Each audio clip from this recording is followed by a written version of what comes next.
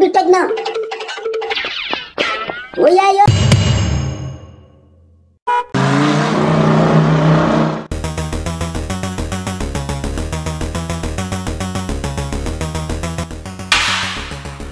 Nijaay naka suba si noo def ak douleur bi yaa ngi toog. Togguma de damay fey. SB je suis au milieu de l'océan Atlantique. waa nijaay yow moom ba jàmm la. jàmm la kay yaa nga ma gis ma toog nga may laaj ba xam maa ngi toog. waa baal ma bokk xanaa douleur bi moo tax nga gaaw a mer. Douleur fan.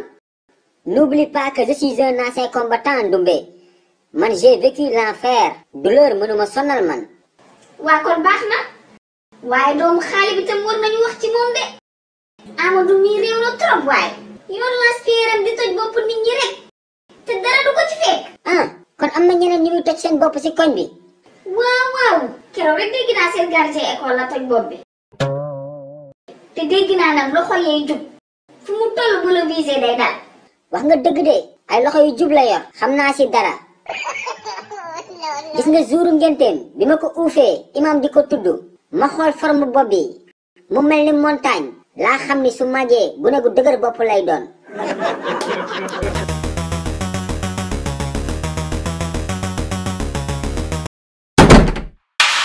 Bonjour, salam alaikum, Alaaji Mbuluxu. Jackson biiru maafe dangay dajji sama buntu kër gi. Hey, Mbuluxu, bopp ya boy. Kon dëgg la, le fils de Khali dafa teppi sa R4 bi. Jackson, ko nan bopp ya boy yow. Balma, pardonne-moi, mais j'ai entendu que le fils de Khali dafa toj sa bopp bi. Moo tax je suis venu voir comment tu allais. waa koñ bi aka ñoo mën a nettali te gaaw ci information. yow foo déggee loolu.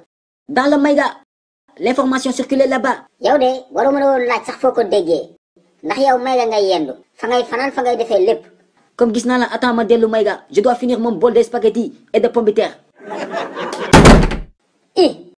dangay dajji buntu kër gi Jackson. kii barki yàlla dof bu ñu pentiir la. waa nijaay yow jombi woo. si lan noonu. Jackson mii wax ba dem te nuyuwuma sax. yow Jackson mii yàlla dakaa toppee dara. kii di ponkalum dof. xanaa dégg ko mu naan ma suluxu bopp ya booy. dangay ree Ndumbe. déedéet nijaay du loolu sax. laajuma la noppil duggal si biir nga xoolal ma sama paracetamol bi. j'ai mal à la tête. xew-xew amatina de xale yi seen livre les sketchs de Suluxu ñëwati na tome 2 ak tome 3 bi génn na de waaw te bii ba dafa ànd ak lu bees tak non seulement dañu yokk page livre yi ba 60 waaye dafa amaale ay question de compréhension pour améliorer intelligence xale yi livre Suluxu bu bees bi am na solo de mani ku gaaw la def commande doo am si livre yi de xale yi gaaw leen woo seen papa ak seen yaay ñu defal leen commande si numéro boobee ngeen di gis man moom defal naa commande sama doom ak samay jarbaat yàgg na ku yéex ñaar gaaw leen